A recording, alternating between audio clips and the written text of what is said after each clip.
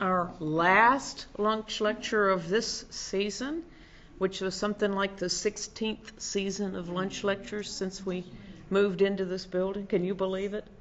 Can you believe it? Because we started the lunch lectures in the fall of 2001. Wow. So, and there are still more topics that we haven't talked about yet. So, of course, today's question, Graham said that if the answer was yes, then you all would get up and go home. So the answer, of course, is no. You know me well enough to know that answer. Have we really heard even all of the best Moravian music there is to hear? Maybe it would be more in keeping to what we're going to talk about today to ask the question, what Moravian music have we not heard yet? And that shouldn't be a surprise either. There's a lot of Moravian music we haven't heard yet. I like to try to pretend to be a logical thinker. So I've put this in 7 different categories, and there are probably more we could talk about. First is the pieces that we know exist, or that did exist, but we don't know where they are. You know that Moravians write down pretty much everything. One of the treasures in our collection is the catalog of music owned in the Salem congregation in 1808. There are actually 2 versions of this catalog. One is alphabetical by the first line of the piece, and another is by the number, so numerical order. So you get title order and shelf list order, if you will, kind of like a card catalog. This 1808 catalog was invaluable in the cataloging project of the 1960s and 70s that resulted in our card catalog here and in the published catalog of the Salem Congregation Collection. This published catalog lists 7 works by composer Johann Friedrich Peter that were listed in the 1808 Salem catalog, but which are not to be found. So in the published catalog and in our online catalog, those pieces are listed as missing. They have wonderful titles. Salem Congregation 152.4, Gott ist die Liebe, God is love. Salem Congregation 83.4, Gott sei uns gnädig, God be gracious to us. Lord, incline yourself to us, I will not leave you, let him rest, let him sleep. That sounds like great Sabbath. And the page that I mentioned here has the listing for Wachset in der Gnade und Erkenntnis, grow in the grace and knowledge of the Lord. Salem Congregation 152.5. And here we see the numerical listing, the page in the numerical catalog showing the contents of 152. There it is. See the 152? See that little tiny thing up there? Whoops. Where it says just to the right of the number? It says in pencil, missing. That's probably in the hand of one of the catalogers, maybe Francis Cumnock, who did that catalog, the Salem Congregation catalog in the 1960s and 70s. Richard, do you recognize the handwriting and the little bitty missing up there? No. Okay, I can't see that far. Can't see that far. Okay, so that's one thing that we know existed, but we don't know where they are. I think they'll turn up someday. Maybe Peter took them with him. It could, well, but they don't show up in Bethlehem either. So we've looked. So anyway, okay. Then we have 3 clarinet concertos composed by Christian Latrobe. How do we know he wrote them? Because they're mentioned in a fascinating little book entitled Letters to My Children, written at sea during a voyage to the Cape of Good Hope, 1815. In the letter to his daughter Agnes, Latrobe writes about the gift of music and how it has enriched his spiritual growth throughout his life. In part of that letter, he describes all the different instruments he learned how to play, noting that most of them he learned and then dropped, kind of like my music education training. He goes on to say, the clarinet, however, I learned to play tolerably well. See the highlighted at the top up there. And the footnote is added by the editor of the little volume, Latrobe's son. The footnote notes he played clarinet so well that, having exhausted the stock of clarinet music at the time accessible to him, he was led to compose a series of concertos containing obligato passages of so difficult a character that he could scarcely believe in after life that he had ever been able to execute them. I look at some of my old flute music and go, wait a minute, did I used to be able to play that? But not only do we know Latrobe wrote these pieces, we also know that at one time they were in this country. At least the third one was.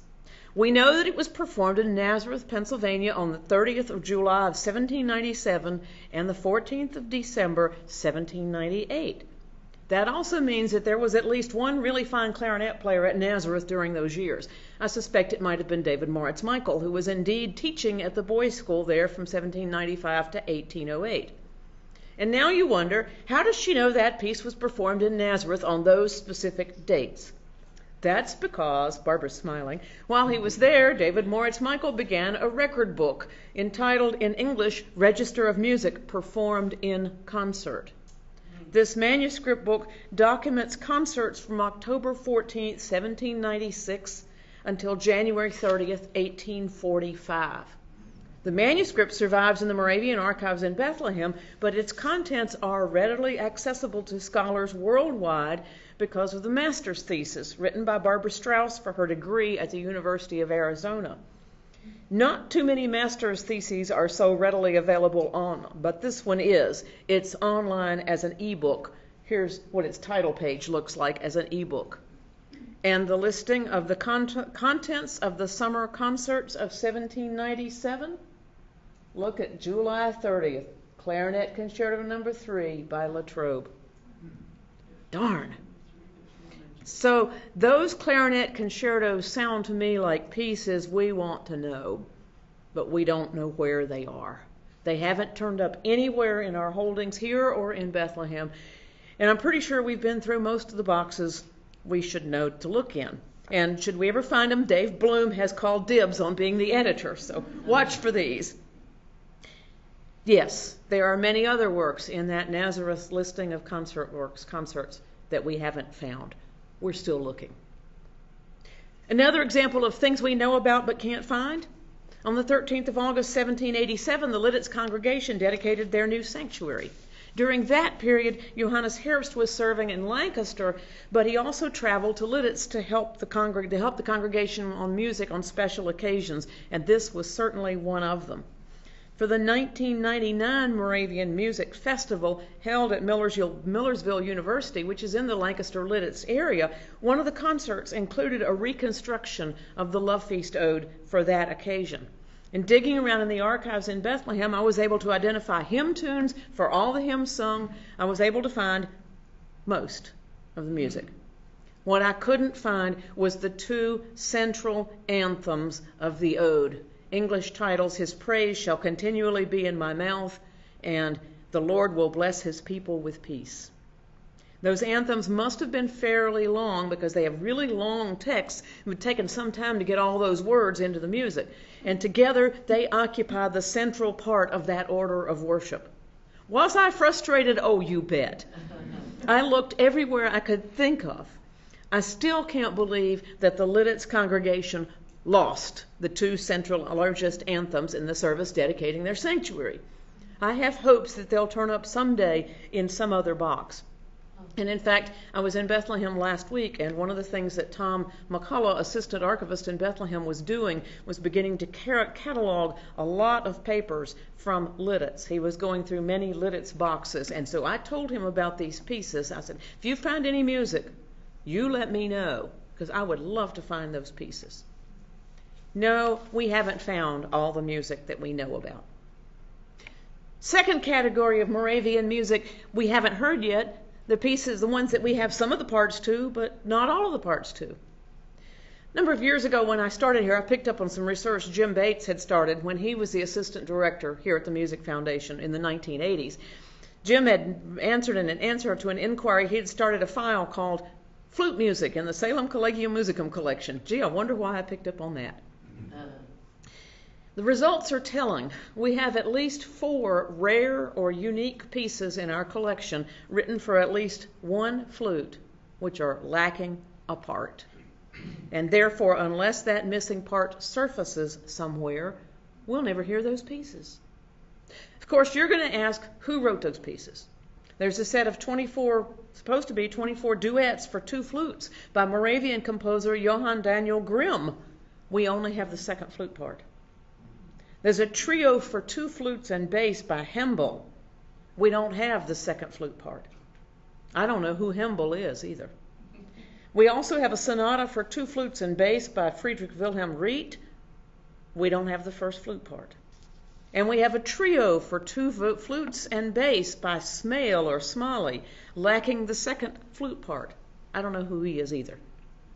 Looks to me like the flute player left town without turning his music back in. So these are only a few examples of what I'm sure are so many such instances.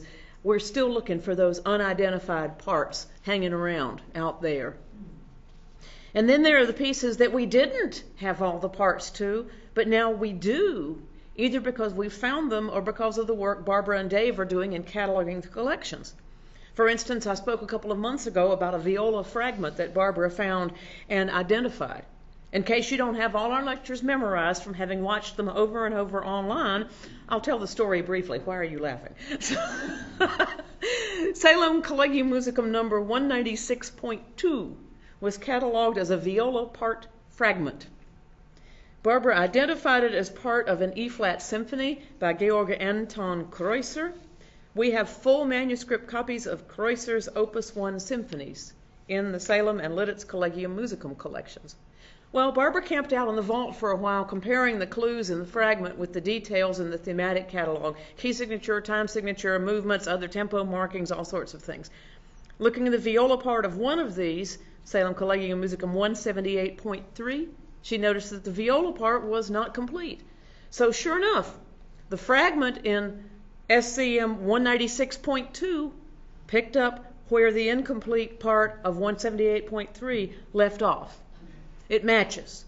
That fragment completes Kreutzer's Symphony Opus 1 number 3 in our holdings. That's a piece we haven't heard yet. And we could not have heard the whole thing without Barbara having put the pieces together. I think we need to pull that out, get it edited, and perform it somewhere, don't you? Let's just hear what this sounds like. The detective work is great, but the music is better. So pieces that we don't have at all that we know existed, pieces that we have some of the parts to but not all, pieces we know we have but which haven't yet been pulled out to edit for performance. What do I mean when I say edited? If the music's in the vault, how come we just can't pull it out and play it? Well, it's not that simple. To begin with, most of the music in the collections survives just in sets of individual parts. For instance, this piece hasn't been edited yet. This is a piece by Johann Friedrich Peter, Sie werden trunken von den reichen Gütern. I'll tell you the English title in a minute, but it's Salem Congregation 154.4. Look at the first soprano part, and where I've circled up at the top, it's identified as the daily text for August 29th, 1783. So, okay, this is the first soprano part, but how do I know it's the first soprano part? If you're a musician and a scholar and a detective, Nola said so is never good enough. How do I know? I have to be able to prove that to you. Well, I mentioned this was the fourth one in the listing of Folio 154. This is 154.4. 154 actually contains 10 anthems, and the soprano part of number 4 is on the back side of the soprano part of number 1. So it's the same piece of paper flipped on the back side. So that's number 1, showing canto primo, first soprano. The full text of this anthem is, "They will feast on the abundance of your house, and you give them drink from the river of your delights." So Psalm 36, verse 8. August 29th was the choir festival day of the Single Brothers. 1783 is when Peter was here. It's a pretty good bet he wrote that piece for that specific occasion. This is the only known copy of this manuscript, but we haven't yet pulled it out and edited it. This much we know from looking at the manuscript itself. Then we go to the music itself. We've got the individual parts for soprano 1, soprano 2, alto, you notice they all have that thing up in the top corner that identifies the daily text. There's our bass voice part, violin 1, violin 2, viola, and cello and bass, and organ. Compare this, what this looks like, to a modern publication of a Pater anthem. So, biggest difference, here's your soprano 1 part, there's your anthem. Soprano 1 part just has what the soprano herself sings, not all the other parts in front of it. I think choir singers today probably would rebel if they were given that. Instrumentalists deal with it all the time.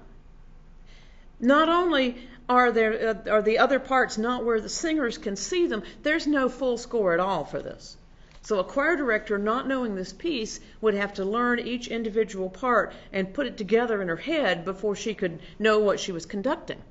And even more, looking at that soprano part again, it's got, well, let me get this thing off.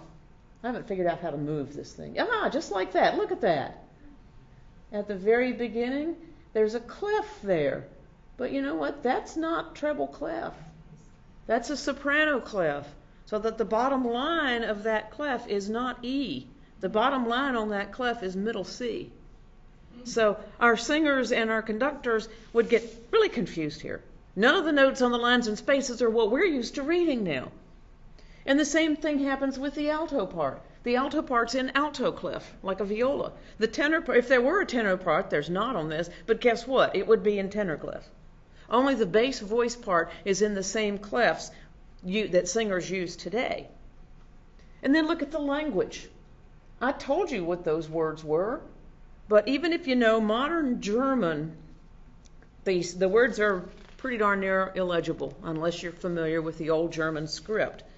So today's church choirs and congregations, even if they could learn to read that, would have a hard time understanding what they're singing.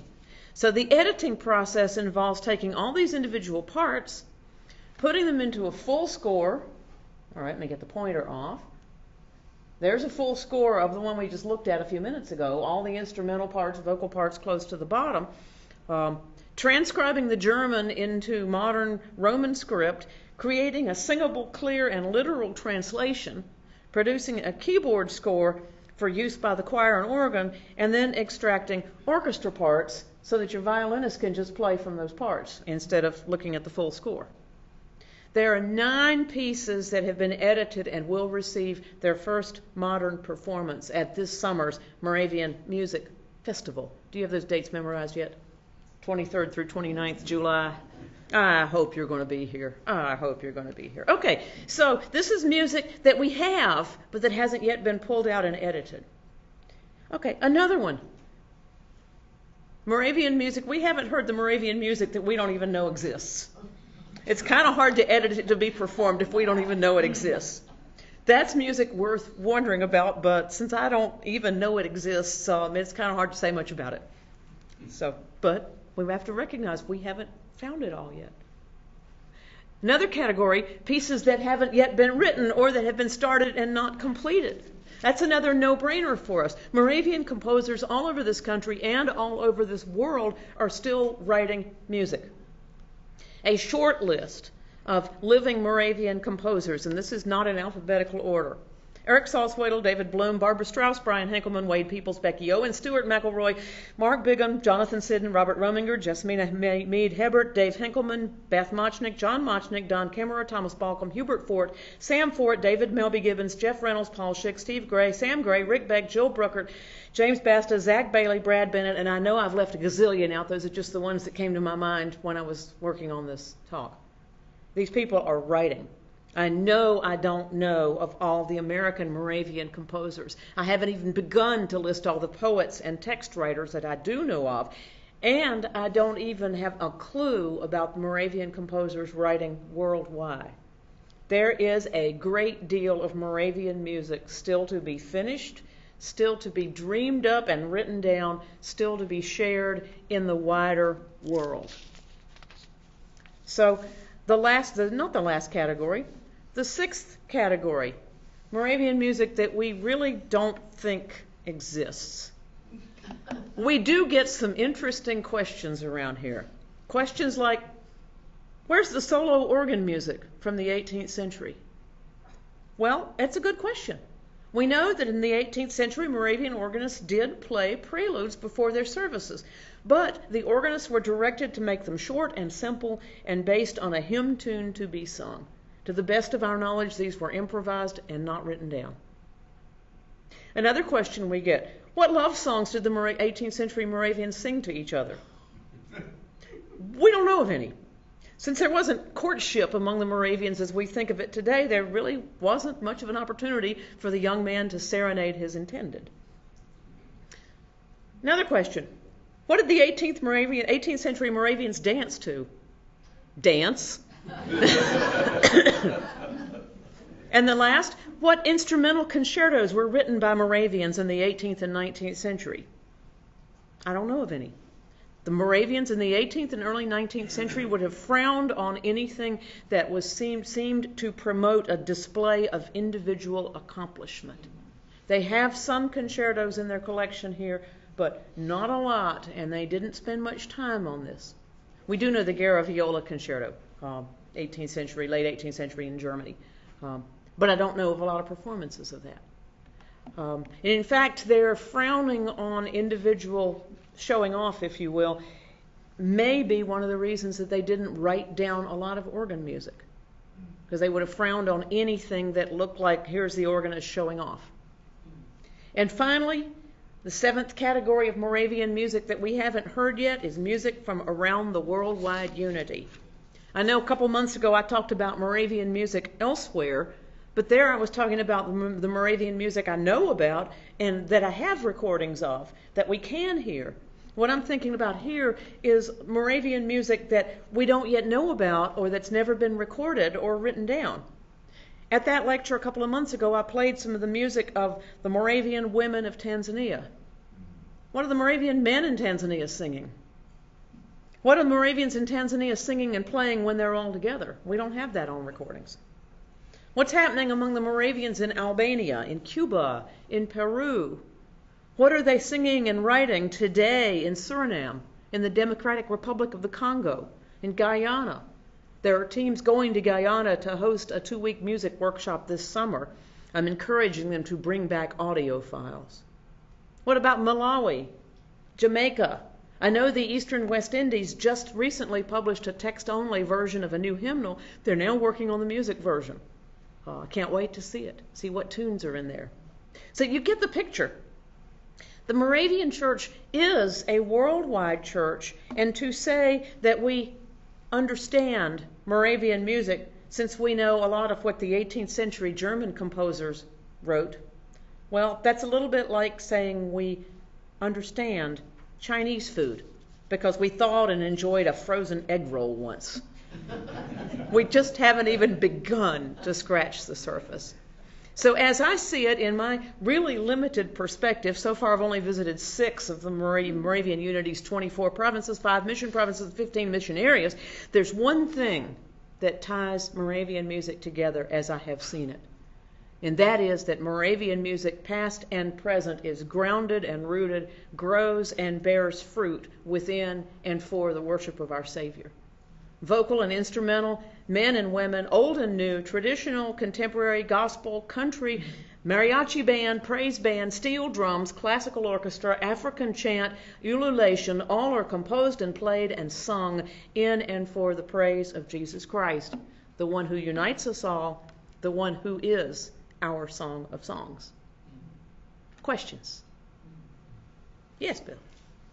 I noticed in yesterday's daily text that the text of one of the hymns was by Gil Frank, which grew out of that workshop. Yes. Technology workshop. Yep, the hymn writing workshop we did about 15, 16 years ago. Are there any plans for any more of those? Yes. In fact, I don't have anything on the schedule here for a hymn writing workshop yet. In fact, I'm leaving tomorrow afternoon to go to Florida because the Rolling Hills congregation outside of Orlando is celebrating their 50th anniversary this year and have asked me to come down and do a hymn writing workshop, preach for Sunday morning and work with them on writing hymns for their 50th anniversary. So we're talking about text. We're talking about texts. Yeah. Although a couple of people have written some really nice tunes that go with existing texts. The Sing to the Lord a New Song songbook that we published 4 years ago has a lot of both. It has existing words, new tunes, and existing tunes, new words, and some that are new both. So people are doing both. And I think Gil's words are sung to an existing. Yes, he has not written a new tune, but he has written a number of really fine hymn texts. He started a series. You can ask him about this. He started a series some years ago of hymns based on the ground of the unity. I wish he'd get back to that and do more. That would just be terrific.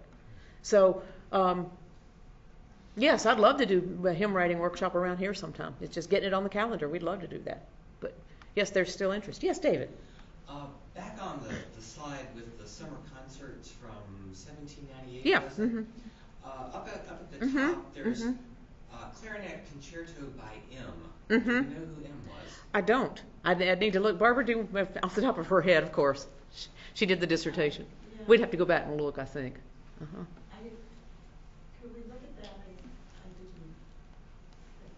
Let me go back and find that. Let's keep backing up. There we go. Yeah, it's the second line. Clarinet Concerto by M. Oh. You don't know. We don't know who that is. The first thing that popped into Yeah, my mind is, could it be Mozart? Could it be Mozart? Maybe it could. We'd have to go look and see. But I think Barbara would have identified. Of course, the other parts in that thesis, actually, there's something about those numbers on the side that say more about the piece. It's a commentary. Yeah, and I didn't pull that, but it is available online. Go Google Strauss Register Nazareth. Strauss Register Nazareth, and you'll find it online. The whole thing. So, which is a real treasure. Yeah. One of the puzzles I'm working on right now, I'm trying to do some research for a paper, is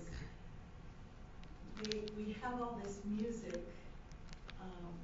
some printed, mostly manuscript, of sacred dramatic music. It's like oratorios, but halfway between oratorio and opera. Right. And that it's